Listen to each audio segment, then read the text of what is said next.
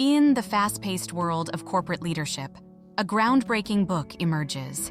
Lean In: Women, Work, and the Will to Lead by Sheryl Sandberg challenges the status quo and sparks a global conversation about women in the workforce. Sandberg begins by painting a contrasting picture.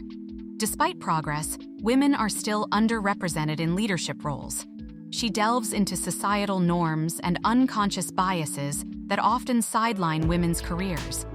The core of Sandberg's message lies in the concept of leaning in. She advocates for women to actively pursue their career goals, confront gender biases, and not hold back due to societal expectations. Drawing from her own experiences at Google and Facebook, Sandberg shares candid stories of her struggles and successes. She blends these personal anecdotes with research, offering broader insights into the challenges women face at work. Beyond identifying problems, Sandberg provides practical advice. From seeking mentors to building a supportive network, she lays out strategies for women to help themselves and each other in their professional journeys.